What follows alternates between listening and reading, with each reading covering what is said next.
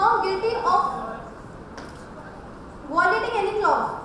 Isn't it same as seeking the permission from the accused for punishing the accused? This will liberalize the government in committing more scams. I would also like to throw a light on the fact that the purpose of the bill includes development of the society. Then how can we ignore the social impact analysis? There may be negative instances of value addition which rather may develop more hurdles than give benefits to the society. Opposition cannot forward this amendment in the bill. The original bill passed in 2013 is self-sufficient and does not require any changes. So I would suggest you to take this bill back. Thank you, Madam Speaker. Now, I would like to call Ms. Kamna on behalf of the government to put her views on the bill in the House. Madam Speaker, from the dynamic views expressed, both for and against the proposition of the House, it is apparent that by now, the August gathering is aware of what ails the Principal Act and the amendment. So I will come straight down to the brass tacks. The prior consent clause. The amendment proposes that for projects relating to 5 categories, which is national security or defense, rural infrastructure, affordable housing for the poor, industrial corridors and social infrastructure, there should no longer be any need for prior consent.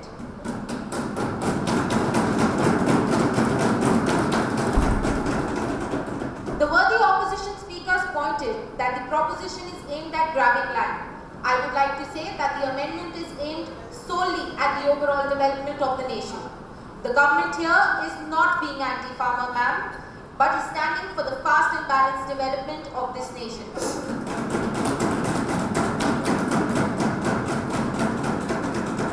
Ours is a system of checks and balances. So if there is any land grabbing in favor of whom my oppositions called the corporate friends, you will be free to object.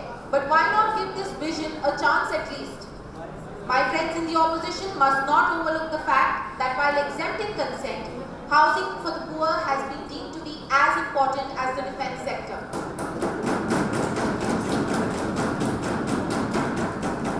Second comes the social impact assessment. According to the proposition, SIA is not necessary for the aforesaid 5 categories. It completely removes the role of panchayats in the negotiation process. However, SIA is mandatory for all other acquisitions, which include the government's acquisitions for itself also. I do not think any further clarification is needed.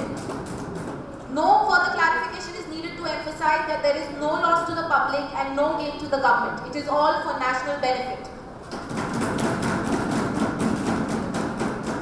The third proposed is the compensation clause, which proposes to provide compensation at 4 times the market rate. Also, the compensation will be applicable not only to the landowners, but also to the people dependent on that land. What more can be done? You will recollect that Gurgaon 20 years ago was a village, but today it is no less than a mini metropolitan in itself. The landowners, who were farmers and managed just about 2 square meals a day, are at present owner of best of cars and stay in the most luxurious villas.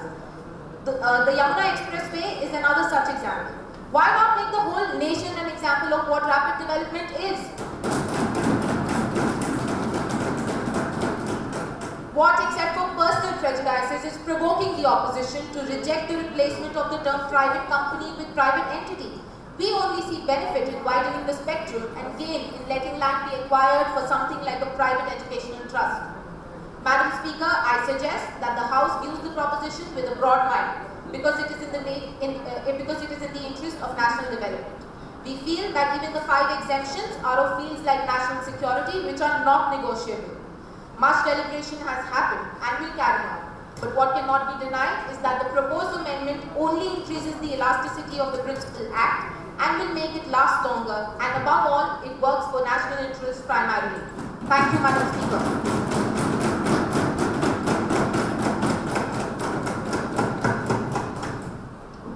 Now, I would like to invite Ms. Radha Sharma to read the bill clause by clause on behalf of the government.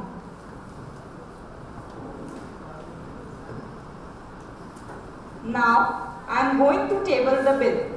The right to fair compensation and transparency in land acquisition, rehabilitation and resettlement, Second Amendment Bill 2015. The purpose of the bill: further to amend the right to fair compensation and transparency in land acquisition, rehabilitation and resettlement Bill Act 2015. Now I would like to read clause 1. This act may be called the right to fair compensation and transparency in land acquisition, rehabilitation and resettlement, Second Amendment Act 2015. It shall be deemed to have come into force on the 31st day of December 2014. Those in favor of the clause will say aye. Aye. I should hear a loud volume. Those against it a no. I think the ayes have it, the ayes have it, the ayes have it. The bill is passed and part of the bill. Now we'll move to the next clause. I would like to read clause 2. In the right to fair compensation and transparency in land acquisition, rehabilitation and resettlement Act 2013, hereinafter referred to as the Principal Act, for the words private company wherever they occur, the word private entity shall be substituted. Those in favor of the clause will say aye. Aye. Those against it a no. No. I think the ayes have it, the ayes have it, the ayes have it. The clause is passed and part of the bill. Now we move to the next clause. Now I would like to read clause 3. In the Principal Act in subsection 2 of section 2, after the second proviso, the following proviso shall be inserted, namely, provided also that the acquisition of land for the project listed in subsection 1 of section 10A and the purposes specified therein shall be exempted from the provisions of the first proviso to this subsection. We want this to be deleted. Those in favor of the clause will say aye. Aye. Those against the clause a no. No. I think the ayes have it, the ayes have it, the ayes have it. The clause is passed and part of the bill. Now we'll move to the next clause.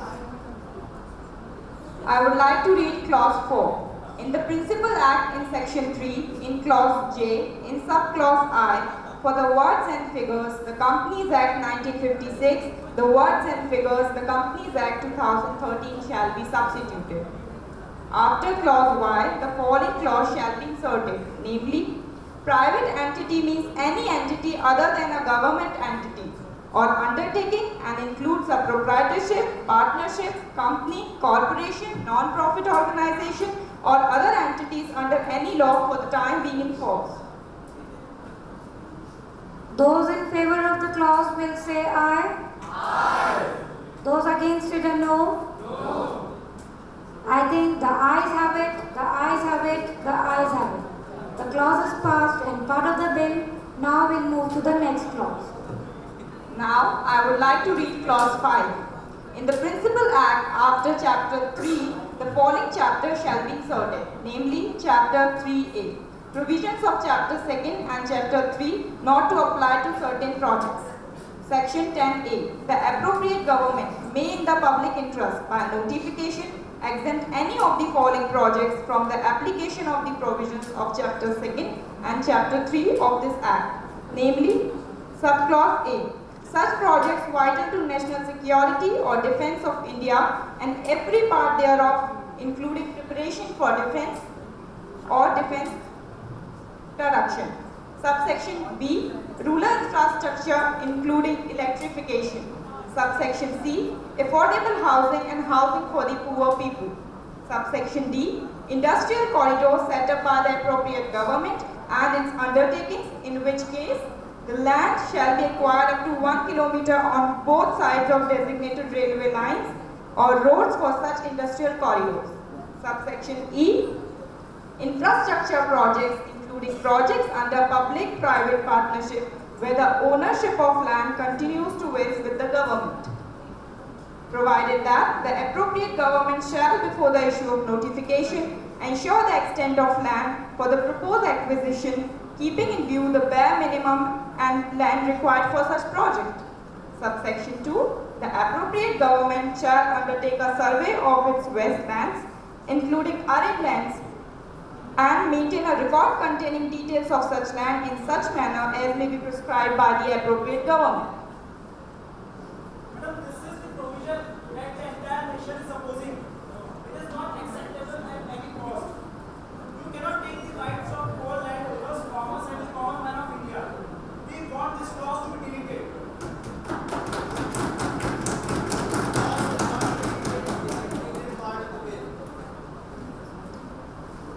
Those in favor of the clause will say aye. Aye. Those against it are no. No. I think the ayes have it. The ayes have it. The ayes have it. The bill is the clause is passed and part of the bill will move to the next clause. Now, I would like to read clause 6. In the Principal Act in section 27 in subsection 2, after the proviso, the following proviso shall be inserted. Namely, provided further that in computing the period referred to this subsection, any period or periods during which the proceedings for acquisition of the land were held upon account of any stay or injunction issued by any court or the period specified in the award of a tribunal for taking possession or such period where possession has been taken, but the compensation is lying deposited in a court or in any designated account maintained for this person shall be excluded. Madam Speaker, I would like to move an amendment. It is to add a proviso after new section 10A, clause 1, reading no land acquired under section 10A can be used by a private entity. Those in favor of the amendment will say aye. Aye. Those against it are no. No. I think the ayes have it. The clause is passed and part of the bill will move to the next clause. I would like to read clause 7. In the Principal Act in section 31 in subsection 2 in clause H, after the words affected families, the words including compulsory employment to at least one member of a such affected family of a farm laborers shall be inserted. This is against our constitutional spirit. I request the members of the House to vote against it. Those in favor of the clause will say aye. Aye. Those against it are no. No. I think the ayes have it, the ayes have it, the ayes have it. The clause is passed and part of the bill. Now we move to the next clause. I would like to read clause 8. In the